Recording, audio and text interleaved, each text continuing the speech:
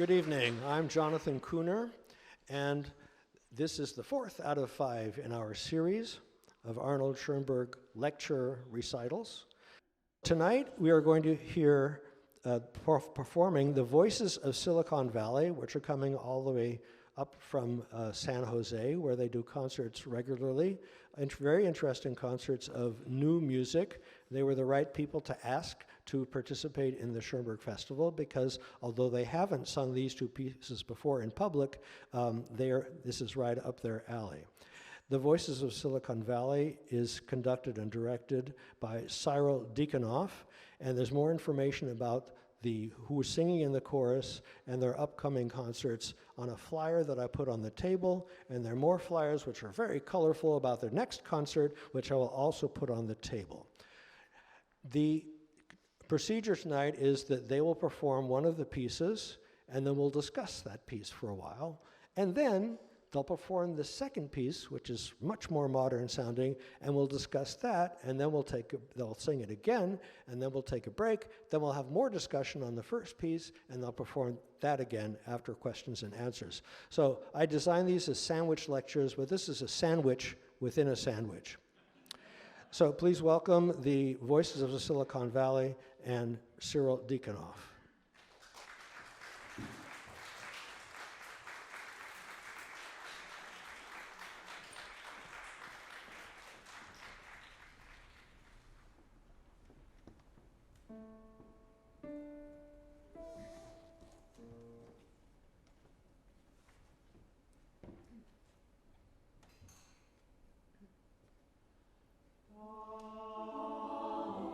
Harmonies.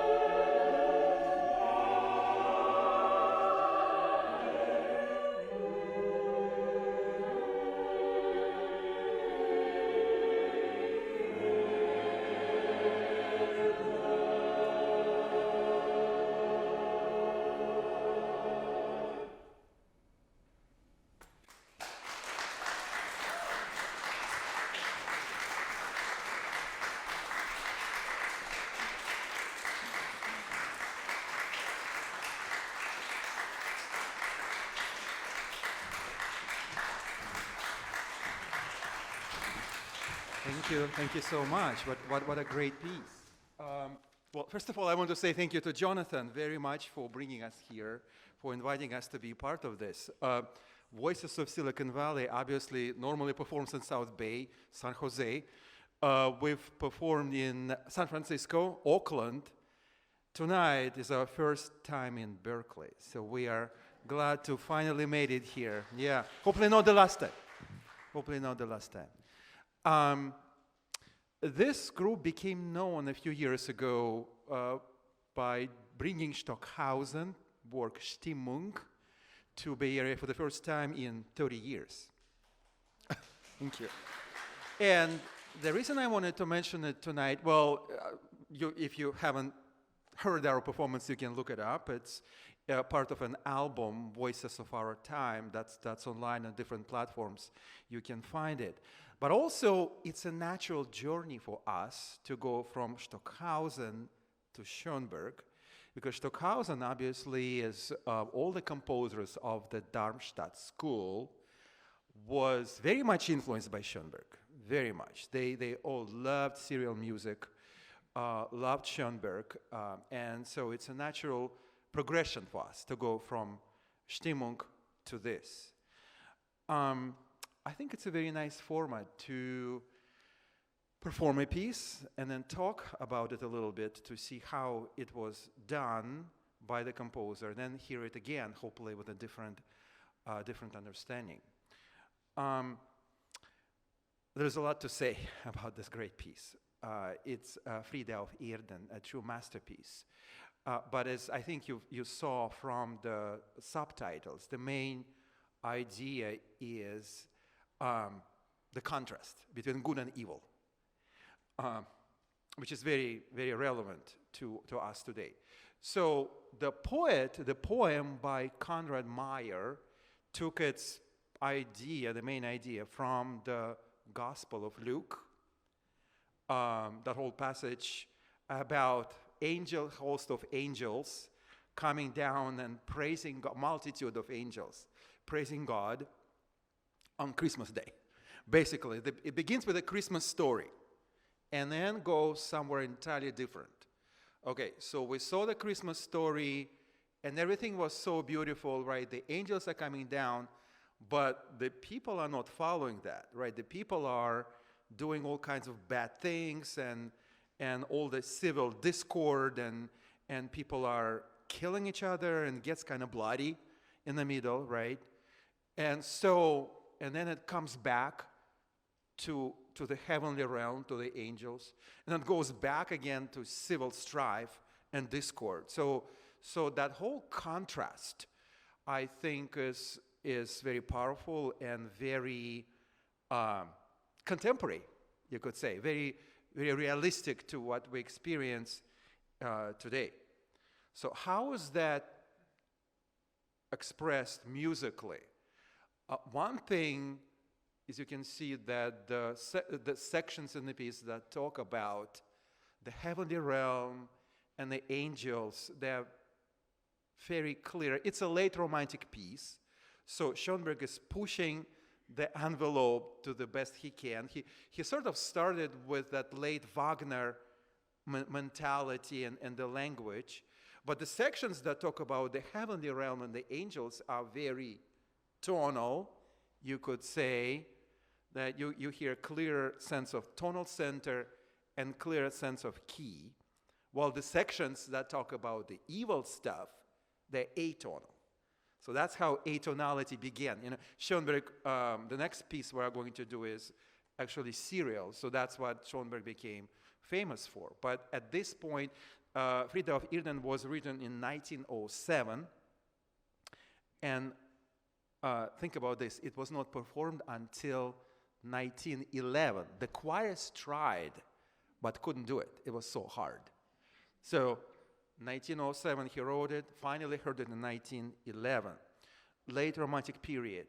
And still, the heavenly sections are tonal, while the evil ones are atonal. So let us show you a couple of examples. We're going to look at measure 11. Measure 11.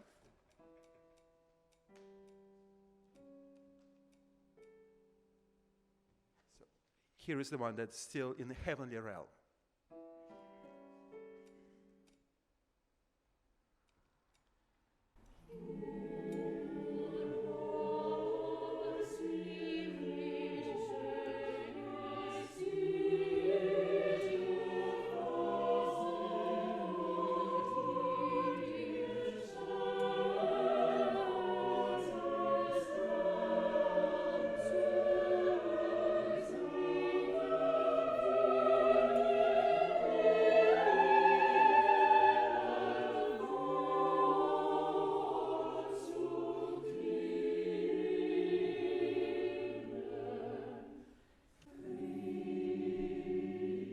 And here's a contrast. What happens when the conversation turns to all kinds of... here's literally what the text says. While the angels were doing that, they were singing the beautiful songs, people ignored that and turned to murdering each other. This is 31. 31.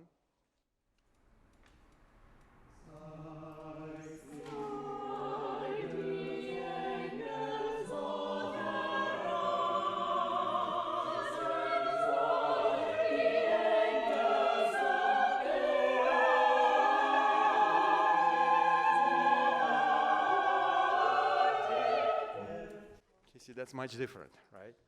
All right, so then another way is that Schoenberg is using here is basically a Wagnerian approach of leitmotif, using a specific theme that is attached to a certain character.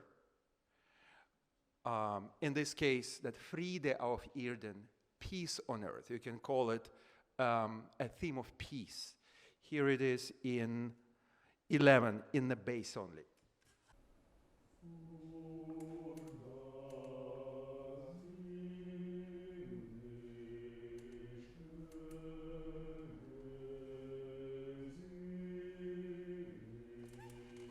Like every leitmotif, it moves from section to section. Next time, it appears in 21 in soprano.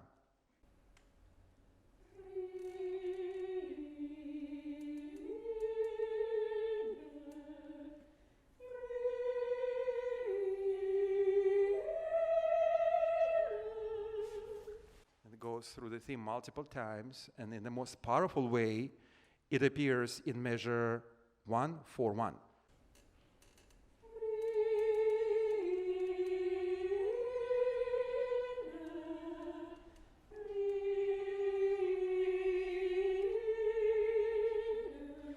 And while sopranos are doing that, the basses are doubling in longer note values, the same leitmotif.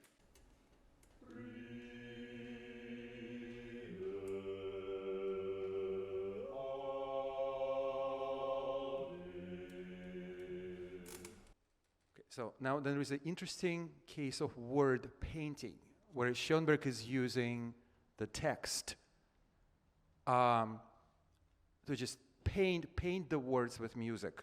After the first episode, where we hear the heavenly realm and the beautiful angels who are singing, then it talks about all the bad stuff that happens, and then it comes back to the angels. But interestingly, the angels are now timid.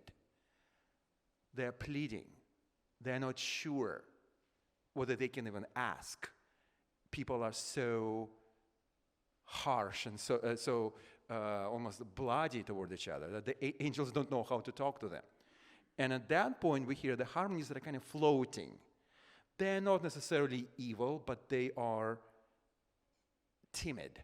And that's the translation from German. So this is in 46.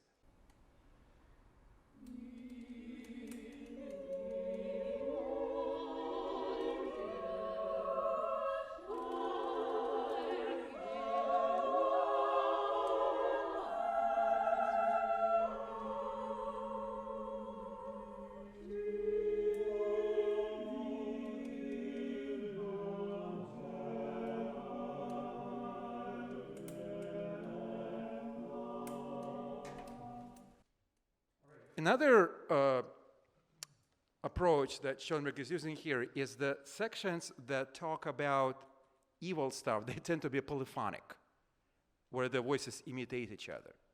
When the sections that talk about the heavenly realm are more chordal and homophonic. It's just manipulating the texture within the choral texture to show a different approach to this, to contrasting realms.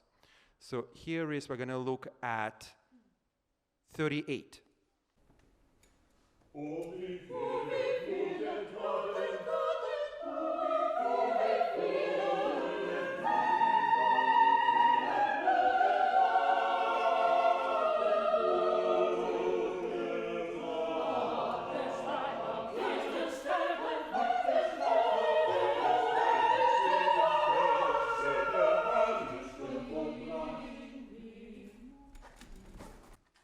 Have a seat. Yeah, there is no agreement there, right?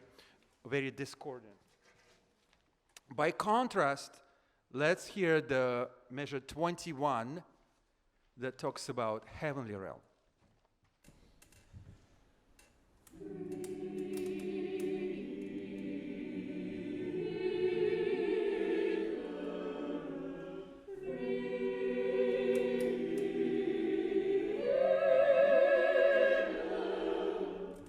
Completely different, isn't it? Voices are entirely in agreement with each other. Another interesting case, what Schoenberg does here, there is a place where there is more than one key. Most voices are in one key, but then there is a part that comes in another key. Very conflicting, and that is 113. This is one key, and then you're going to hear this.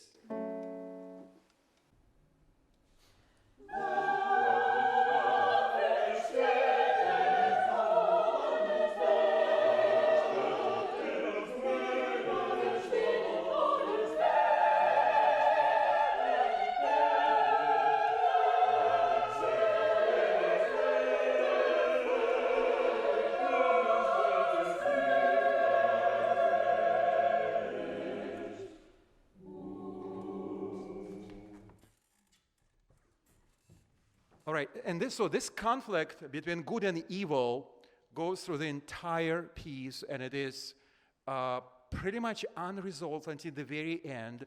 At the end, it seems like we finally come to peace on earth, and then you hear the harmonies that communicate uncertainty, right? So really, with all the stuff that happened on the earth, have we arrived finally somewhere?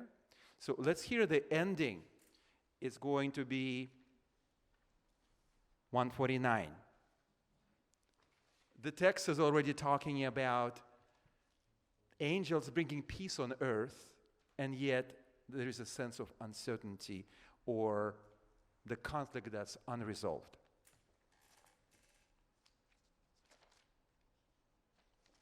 And the use of harmony, musical harmony for that.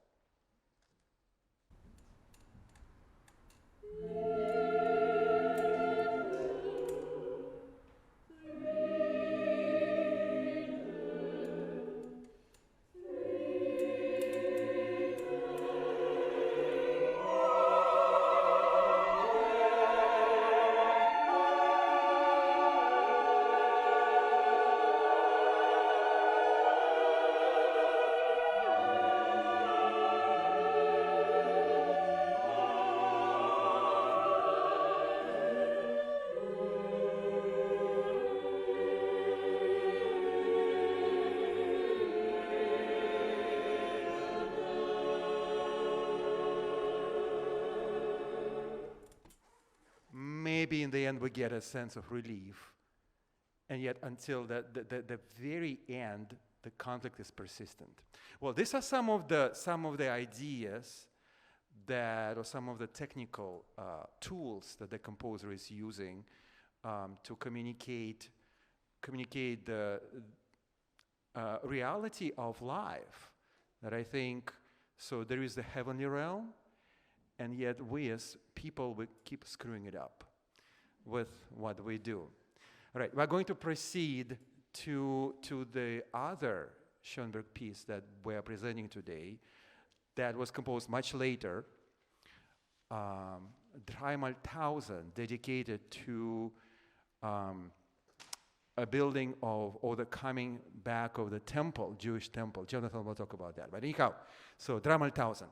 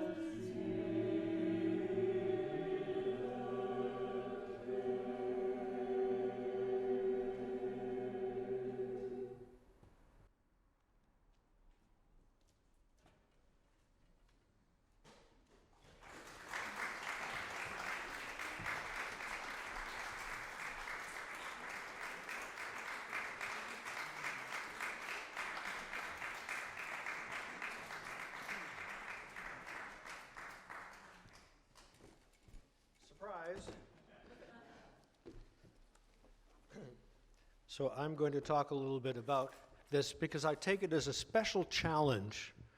One of the principal challenges of this series is to take the most complex method, system that Schoenberg developed, and to try to explain it in ordinary musical terms.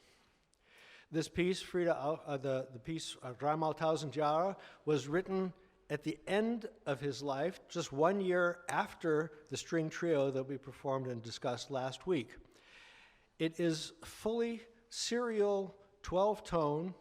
This beautiful performance, I think, emphasized the sensuous quality of the harmonies. Now, I don't mean that they were all consonant. I just mean that you can listen into each harmony as it was passing, and quite differently from the string trio, where lots of things were happening that were fast and slow and rugged, and this is really very smooth almost all the way through. But what keeps it all together is the 12-tone technique. So I wanted us to take a little time to figure out what that actually is, not in terms of words or abstract concepts, but actually the way it sounds. Now, the way you deal with 12 tones, it's like, how do you put 6 elements in a Volkswagen? 3 in the front and 3 in the back. So the same thing is, how do you deal with 12 tones with a chorus, 6 at a time? So we're having 6 notes, we're going to deal with those, and then we're going to have another 6 notes. Schoenberg has to choose, in this system, you have to make a melody out of half the row, and the constellation of notes that it uses is like a scale. If I take all the notes of one scale, that defines the C major scale. But if I take another one, let's say, that defines a different key. In the same way, a set of 6 notes can define the musical boundaries or the musical content with the same way a scale defines a key. I mean, it's not the same way. It's conceptually the same way, but it doesn't sound anything like the same way. So here are the notes that Schoenberg uses for his basic musical space.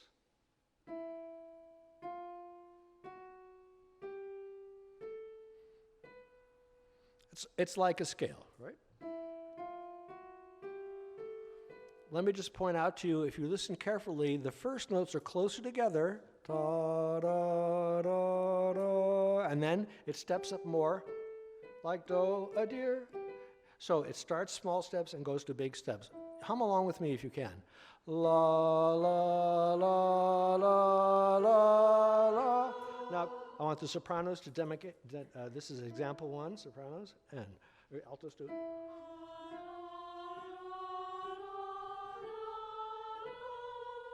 Okay, and now what about the notes that are left out? That's a different key. The notes that are left out would be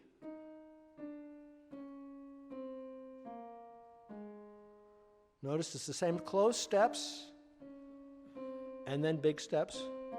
3 blind mice. All right, let's all sing that. Maybe we can all try to sing it together. La, la, la, la, la. All right, sopranos and altos.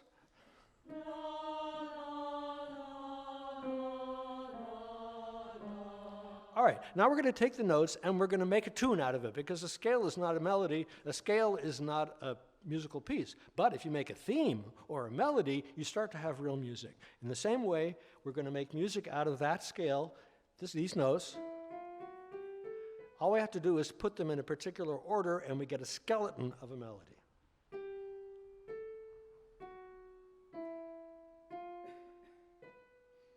So we have steps, and now we have a circling of a note, la, la, la, and then, so already without any rhythm, there's a certain feeling of shape to it. Let me play it again. Step up, go down, surround a note, and then jump up. All right, can we demonstrate that, sopranos?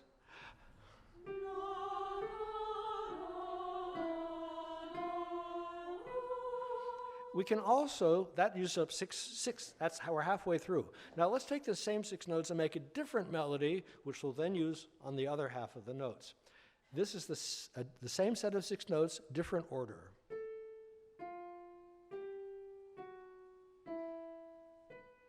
So we jump down, surround a note, step, and jump at the end. So you see the similarities, the way he's taking these notes and making a shape. All right, sopranos. Oh, we want to try singing it, everybody? Da, da, da, da, da, da. Try it. La, la, la, la, la, la. You see, it's not like Mary Had a Little Lamb, but it's something if you sang it over and over again, you could know it as well as you do Mary Had a Little Lamb. Right? La, da, da, da, da, da. If you do it, and the sopranos have done that. They've been learning the music and practicing those melodies, so they sound like real melodies. They sound like, they are real melodies, but they sound like more familiar melodies. Could we sing that one time, sopranos? You can hum along if you want. And la, la, la, la, la, la. Okay, now that was 6 notes. Now what about the other 6 notes? Remember these are the other 6 notes? Well, let's make a melody out of those. It goes like this. All right, can we sing that sopranos?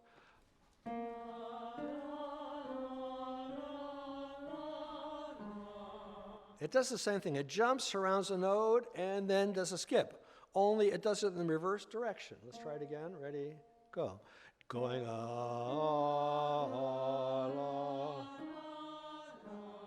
Okay, and now let's try one other melody. Another melody we could do is like this.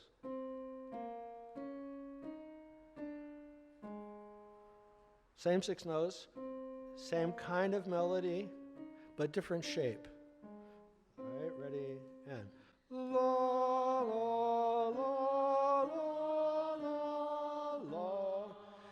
All these melodies have something in common. Besides using the same 6 notes, they have similar kinds of shapes. And this is how he builds the piece. So let's give it a rhythm, because those are just a sequence of notes. It doesn't have a flavor to it that would come from rhythm. So here's the rhythm. It's a kind of lilting, but it's very, in this rendition, which wasn't the way I would have approached it, but sounds really beautiful, it is gently rocking rather than lilting. And it goes like this. Remember, the tune is... Now it becomes a real melody with... Can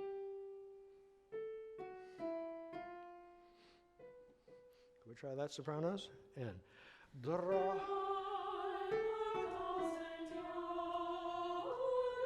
Good. And now, for the second part of that melody, because it's only half a phrase, we're going to go backwards. We're going to end. Instead of the first notes, we'll end, and so on. So we're going to go to the middle, and we're going backwards. All right, here's the whole melody.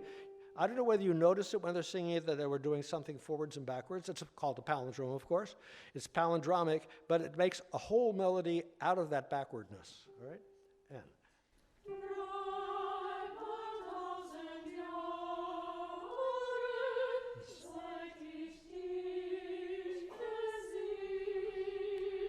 And of course, if you want to get philosophical about it, there's something in the text that has to do with that music, because the music is talking about after 3,000 years, we return. After going through 6 notes, we're going to return, we're going to go back. So there's a lot of these forwards and then going somewhere and returning in the melodies of this particular piece. Very good piece for listening to what's called retrograde or backwardness of the melodies. All right, the ladies have been singing a lot. Now I want to address the tenors and the basses. The tenors are going to sing a variant. This time they only get to sing 5 notes, because if they sang the 6th note, they'd be singing with the sopranos, and that's not allowed. So it's the same, almost the same 6 notes, only those 5. All right, this is tenors, example 8, and.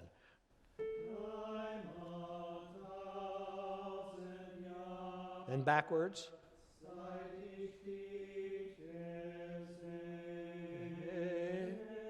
Could you begin to hear? You've heard it forwards and you heard it backwards. It's a different way of listening to the shape of a melody. It's not just how it makes you feel, it's the kind of course or story that it's telling. Like, you tell a story, Jack and Jill fell down the hill. Jack and Jill went up the hill. It's just a different kind of story. All right, and now let's do another melody which uses the other 6 notes, not these 6, but these 6. Those 6, and this is, except again they leave out 1, and backwards. All right, it's a similar shape, but with the other, as it were, the other scale. Altos, 9, and.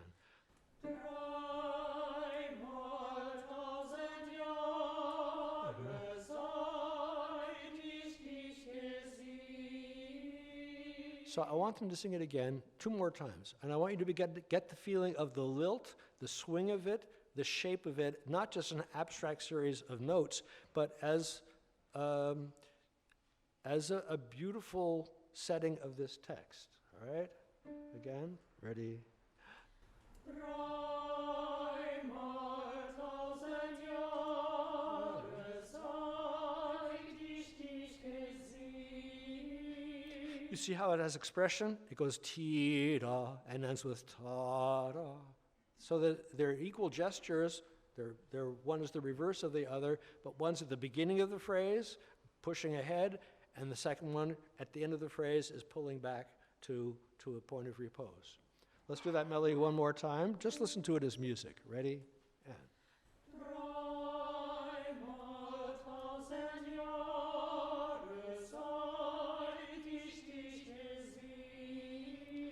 Now, actually, all the melodies that we just did are really going on at the same time, and that makes it really hard to hear because it's four voices, just like a Bach four-voice fugue, when all the fingers are playing different combinations of notes. Very complicated music, but it adds up to something. In this case, what it adds up to are a sequence of very complicated dissonant harmonies, which we'll hear, and you'll eventually, when they sing it again, you'll hear how there's a certain kind of blend, but within that you can hear the four voices. Your ear can pick out one, and then pick out the other one. This, for example, in the 13th through 15th centuries was really the way music was composed. They were not thinking about, did it make a nice harmony? They were thinking of, are these voices singing a line that's beautiful and combines with the other line? Medieval and Renaissance polyphony is very much the same way of using notes and text as Schoenberg is using in this piece. So the basses are doing, basses tend to go boom, boom, boom, boom, boom, boom. They don't go da, da, da, da, da. That's not normally what kind of music the basses sing in a chorus. So the basses are a little jumpier in this version. They're using these notes, right? All right, let's have this example 10. Ready, and.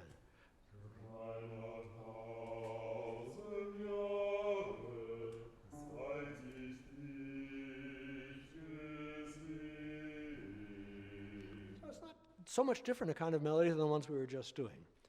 All right, and the sopranos have the similar melody. Can we do with these four notes, these 6 notes? Example 12. Ready, and. Oh, I'll go ahead. La, la, la. And now let's do it in the melody with rhythm and everything. Example 12.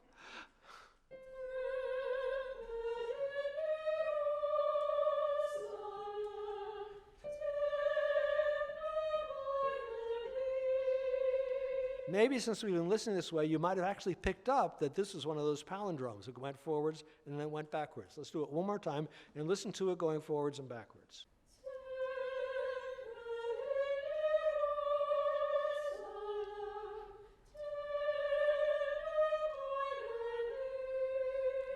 It's the same rhythm as the first melody, but with the other 6 notes. So now we have a 12-tone piece. We have a 12-tone piece made out of melodies, and you've just heard how they're built up. Now listen to what the sopranos sing in the first 4 measures, and hear how it's the same music you've actually been singing.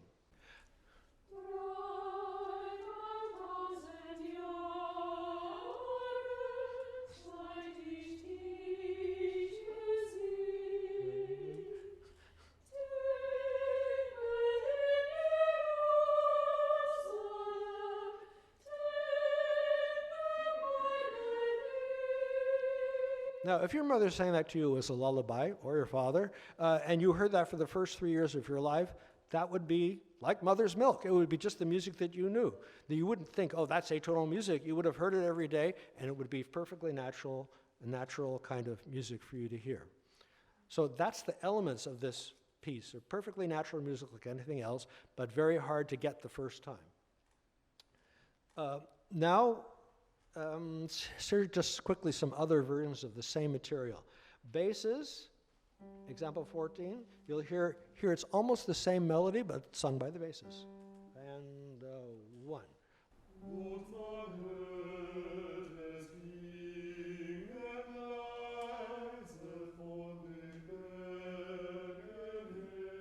And here's the tenors singing the same shape, but going down where the basses went up, etc.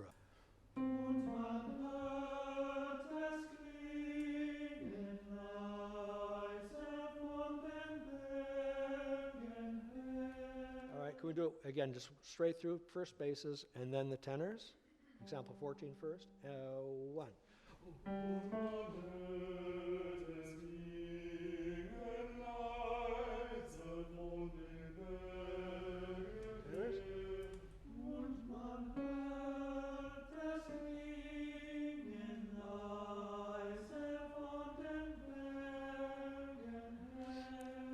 I would say, not unfortunately, but more complicatedly, Schoenberg doesn't let you hear that in sequence the way the sopranos did. In this case, the tenors sing together with the basses in imitation. The basses start, vice versa. Tenors start, and then the basses imitate. So by the time the tenors get to note 3, the basses are only on note 1, etc. So this is a little bit of what's called a canon and imitation.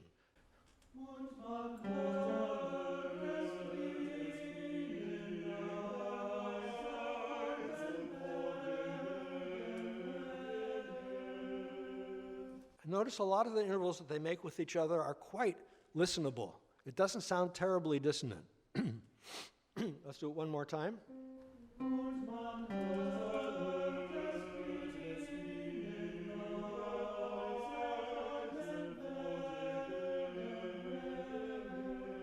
So while they're doing that, the sopranos are singing a kind of messy version. This is not strictly 12-tone music because the notes don't seem to be exactly in exact order, but it's that same scale we had before. Start with the right notes.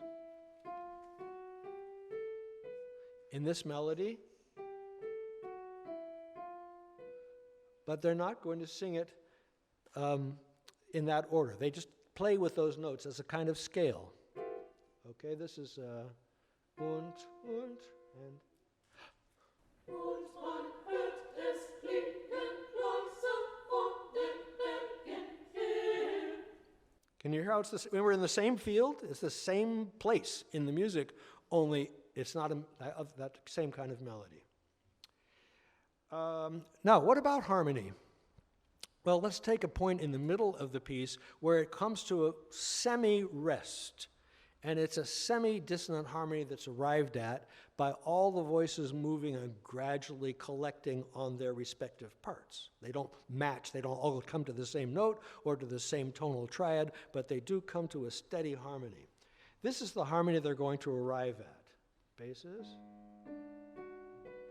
Let's all sing that.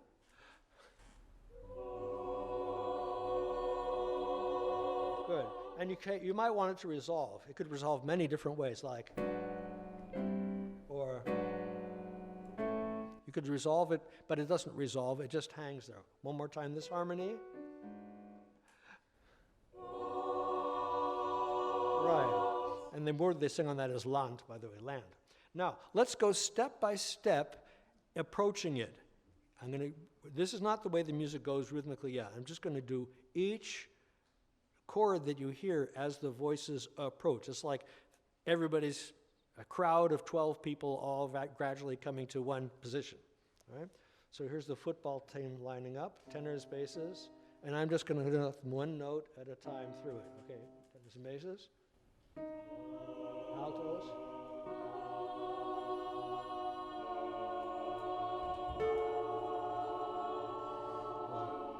basses down, drums up.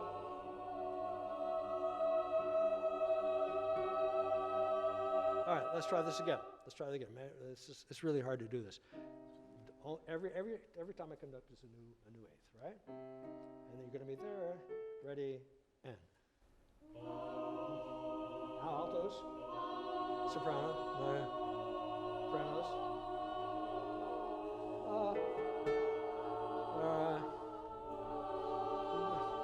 Tenors. And up. Altos down. And we ended up with that same harmony that I'm telling you about. Now, let's do it in real time, how the music actually goes. Neues Uferland, new land by the river. And then, all right, 1, 2.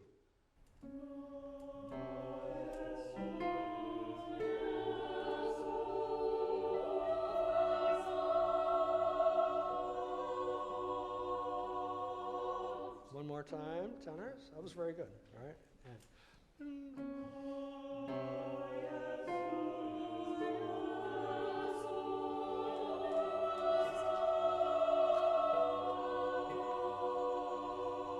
right.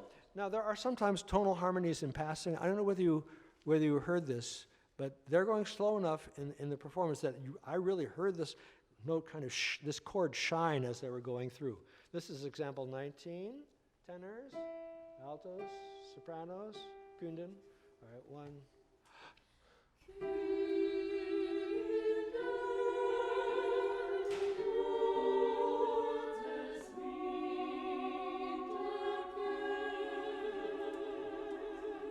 They ended on this tonal harmony. One more time.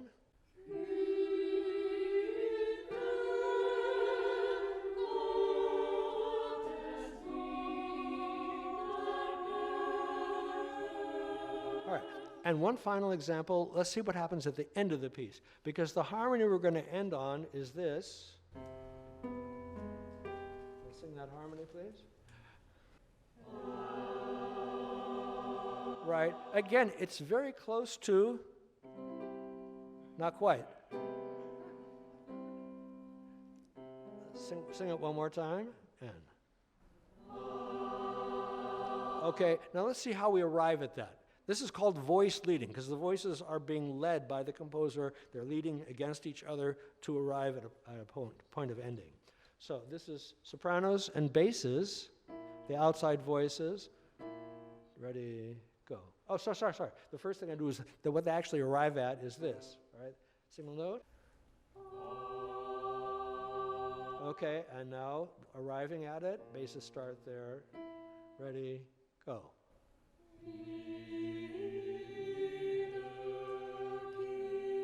Good. Now let's add a third voice in, a little more complicated. We'll add the tenors in.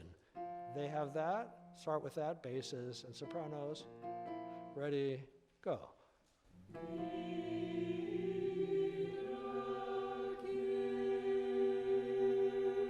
Or if we add it into the soprano and bass, we add the alto voice, still 3 out of 4, but a different 3. We have this. Basses, sopranos, and altos. Ready, go.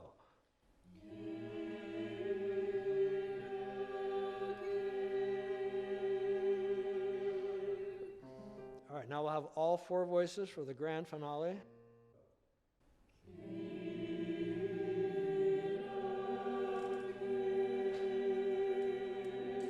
So, no matter how many times you listen to that harmony, I'm not saying it's going to become consonant, but you'll feel how it rests and comes to an end using the materials that you've been hearing and subconsciously putting together.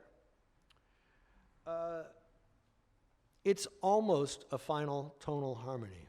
It's an echo of it. It's like 3,000 years later you came back and it's not quite the same. I think that's the idea of this kind of sound at the end of this particular piece, because he's saying after 3,000 years, the temple will be rebuilt and God's word will be heard again. And this is like we come back to the old norms, the old paradigms. Each of Schoenberg's pieces explores a different way of using these 12-note combinations. So what he's doing in this piece is not what he did in other pieces. Each piece has its own way of approaching these combinations, exploring it for the use of making the piece that he makes, as in the string trio, little bits and pieces flying away from each other, coalescing suddenly, or any of the other pieces in that period. But he's not just doing it for technical reason. He's doing it because he has something he wants to say, and these are the tools that he gets. It's not just a cubist picture. It's a cubist painting of a particular person or place that gets at what happens when you look at it through this prism. Or it's a pointillistic picture that is not about pointillism, it's about what things look when you put them in the pointillistic perspective, but you're still looking at a version of that scene that's representative. Now this music is never really representative, and when painting went abstract, the same considerations happen. The same ideas of form, but as applied to non-representative subjects. What Schoenberg was doing was the same ideas of melody and harmony, but applied to a non-tonal field of not vision, but hearing. So that's an introduction to this complex oral world. I hope I haven't used too many technical terms, and I hope that I've allowed you to hear how this music grows naturally from the same musical tendencies or impulses that govern any other serious music. And now we'll hear the piece one more time.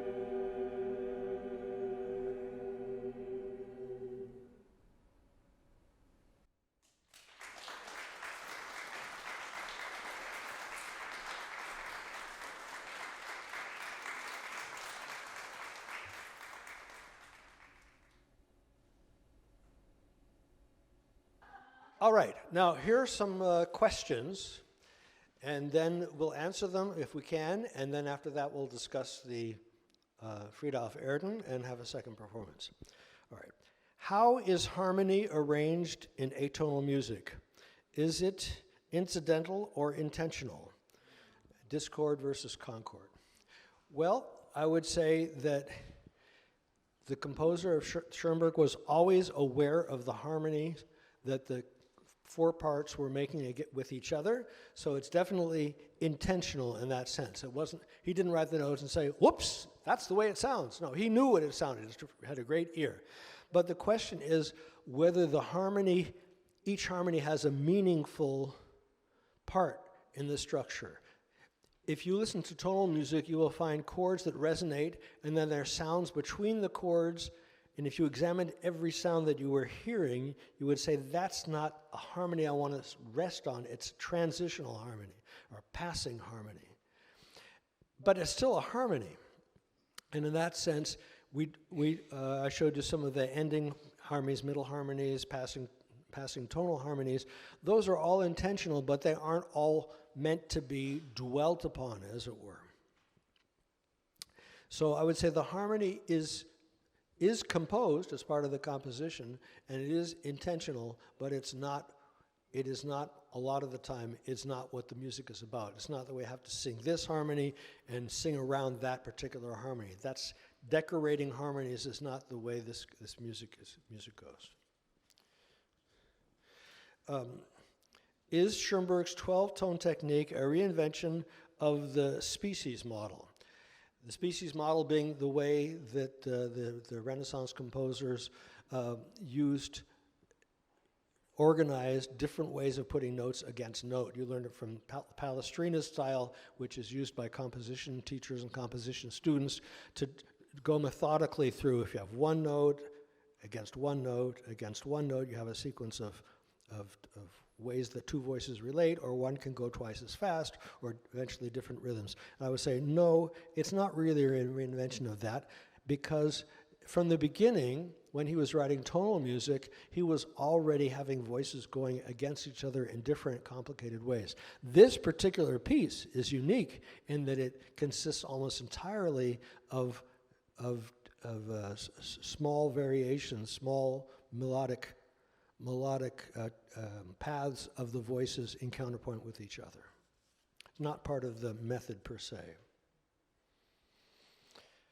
How do you see Schoenberg's influence in contemporary classical music or film scores? Did his 12-tone technique influence modern music composition? This is something which I think is right up your alley. Well, you know, in the United States, they have their own serial school, right? For several decades after Schoenberg's death, there were many composers who wrote serial music. So definitely he influenced for American composition school compositional thought for several decades. And then there was something about film music? I don't think so. A short answer. Well, you know, this actually, believe it or not, there are some interesting things in video game music. And maybe even something similar to serial technique. But in the film music, I can't think of anything. Can you?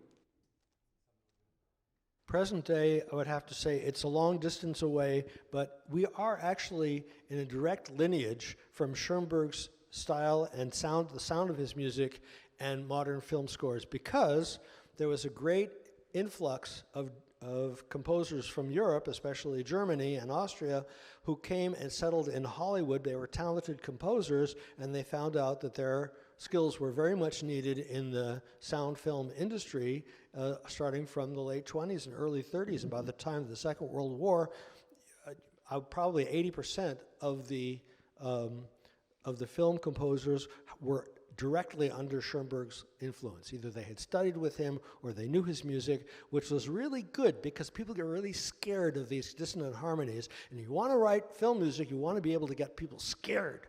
Just before the bad thing happens, you want them to think, oh, something's going to happen. So this writing harmonies that tend to go dissonant and all these techniques were definitely part of the vocabulary that was developed in the 30s and the 40s.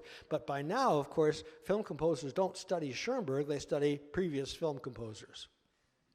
So I would say, in a way,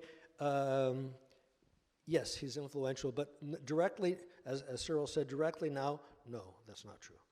Next question. Did Schoenberg intend to destroy appreciation of classical harmony or to exalt it? Well, neither. He wanted to use it, to embody it, and then to step beyond it, or to an more and more enriched version of the same harmonies. In other words, he saw it as a historical progression. You have simple harmonies in classical music, 18th century music. 19th century music, you had more dissonances, which would get resolved, deeper colors in the dissonances. Eventually, through Wagner's music, you have extended tonality, where you can not know where you are, really rooted, small rootednesses, and eventually come back. You have long periods of time where you start somewhere, various excursions and viewpoints, and finally you end. It's a big panorama that you're traveling through. And Schoenberg himself exalted that music. He loved especially the progression of German music through the 18th, 19th, and early 20th century. And he didn't want to replicate it, he wanted to enrich it. And he found himself, because his ideas went forward, going further and further beyond to where he had felt he had to discard it. So he did not want to destroy it. He felt, when he had started writing 12-tone music, there was still a lot of music to be written in C major. He said that literally, there's still much very good music to be written in the key of C major. He himself wrote some tonal pieces after he had abandoned that for his usual style of composition. Next question. Did Schoenberg write tonal music when he was happy and atonal serial music when he had a bad week? You know, this is a really great question, because I've been talking about music as expression and expressionism in music. So it's like, well, Mozart composed his G minor symphony, which is kind of a little bit da-da-dum, da-da-dum, da-da. He must have had a really bad time. That's not true at all. You can write sad music when you're happy and happy music when you're sad, just as the same as you can paint a bright picture when it's gray outside. Beethoven could write very loud music when he was deaf. Music is not a reflection of your experience.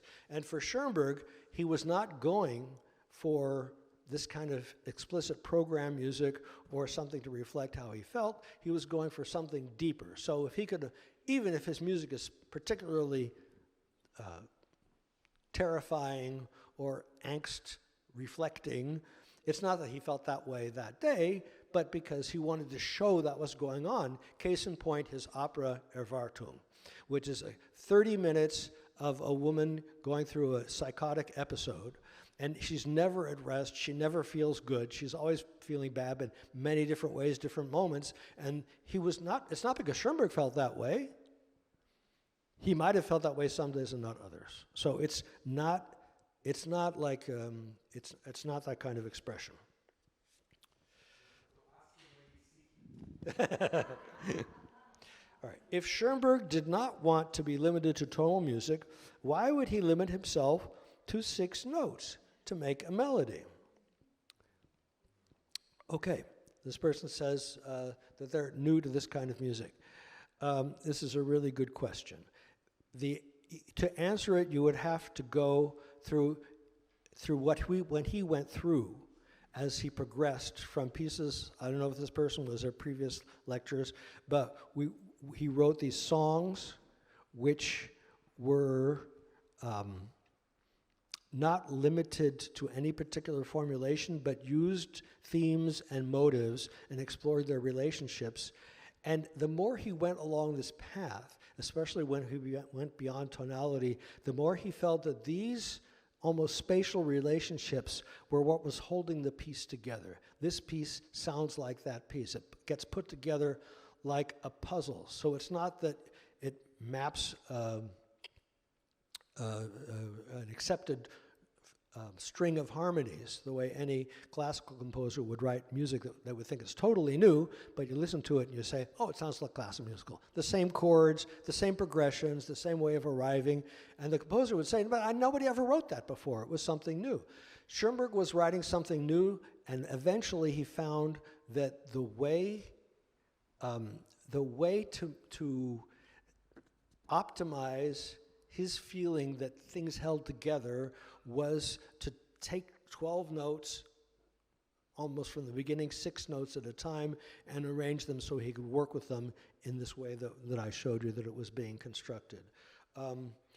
So he didn't experience it as a limitation of means. He experienced it as a way of tightening structure.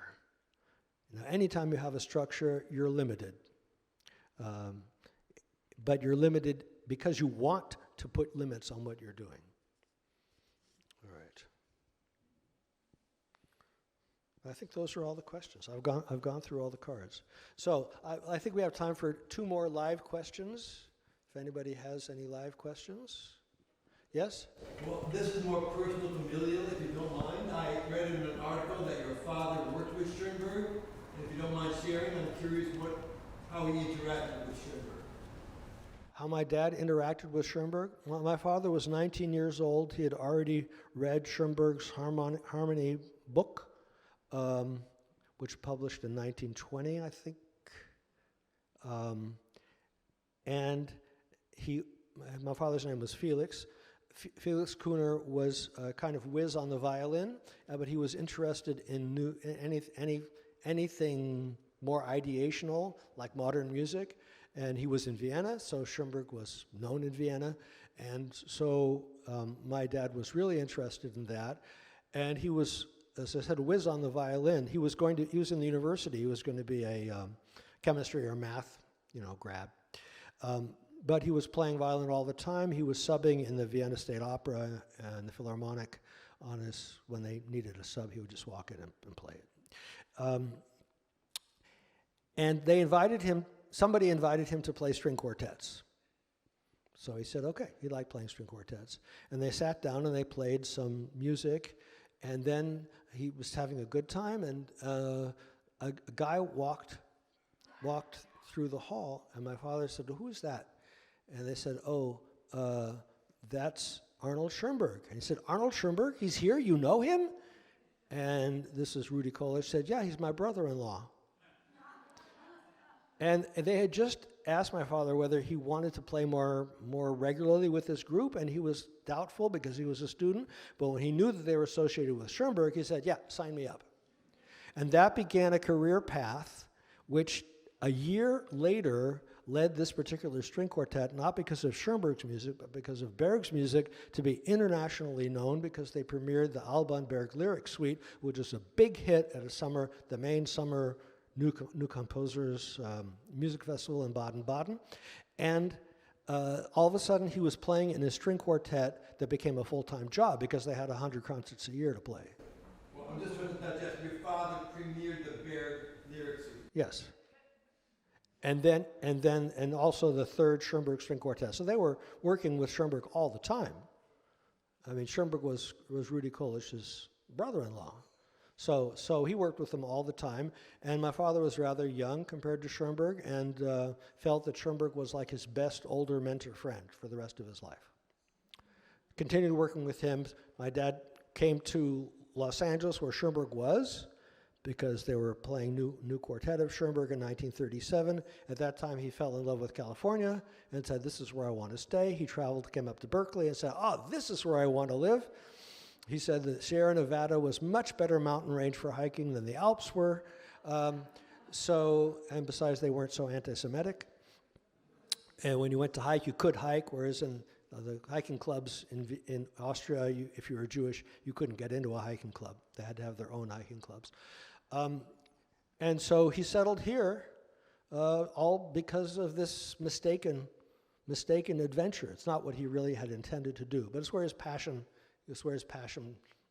took him. So that's the biographical, okay? Okay. I think that's enough questions. Nobody, I don't want any more personal questions. So, Cyril, you have some more things to say. We might go a little past 8 because I think Cyril has another good quantity of really interesting things to say about the Friede auf Erden. By the way, I think I was wrong. I read that the Dreimal Tausend Jahre was written not in 47 but 49, very close to the last year of Schoenberg's life. All right, well, just a few concluding thoughts about Friede auf Erden. We talked about different technical tools that composer used to put it together, and now just a little bit about the formal structure. So Konrad Meyer, Swiss poet, late 19th century poet, wrote this poem, Friede auf Erden, Peace on Earth. It has 4 paragraphs. The first one talks entirely, basically Christmas story, right? the angels happy with the birth of the child, going to the mother, adoring the mother. And then the second, so that's the first paragraph. The second paragraph is when things start to turn bad, and we're seeing the picture of people, all kinds of bad things and killing each other and so forth. And that's when I think there is one of the most poetically powerful images from the poetry standpoint and also the music, when it says that when people are killing each other, the angels are begging for them to stop. So that's, I think, one of the most powerful moments. We're going to briefly show that is going to be measure 57.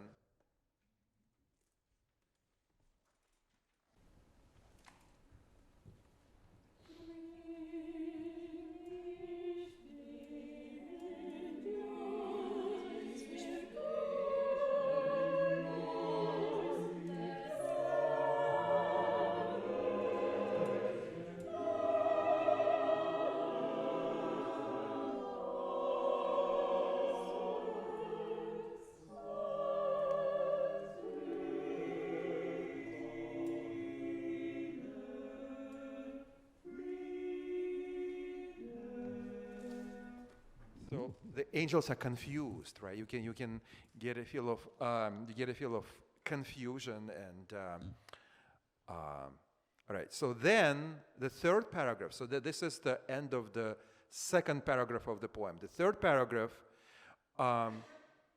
there is affirmation of justice. Weak will not perish. Justice will prevail. It comes out powerfully in measure 75.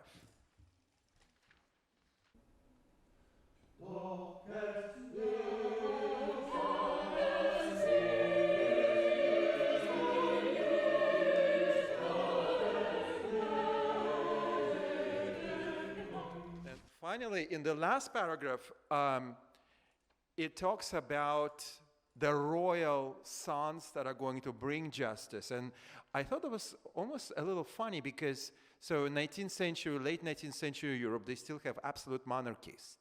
And so in homage to that, the poetry talks about how this royal line, a new royal line will bring all the good things. So that's definitely about to the monarchy philosophy there.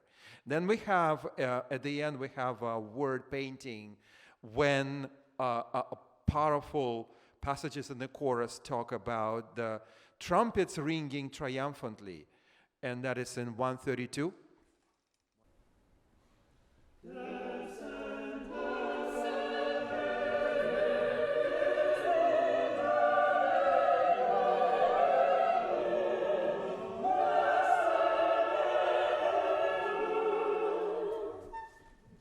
In conclusion, I want to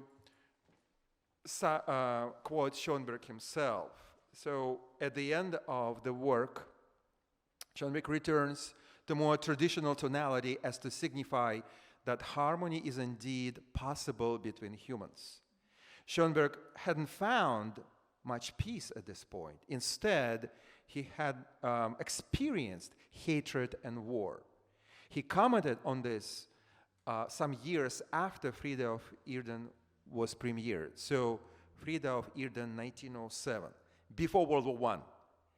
And then after World War II, this is what he said. Friede of Erden was an illusion created in my previous innocence, one created when I still believed such unity was possible. Yeah. We're going to finish tonight's event by singing Friede of Erden. Before you leave, please take our flyers. Next month, it'll be 10th anniversary concerts for this group in San Jose and Mountain View, and they are called Gladiator to Genshin Impact. You don't want to miss that.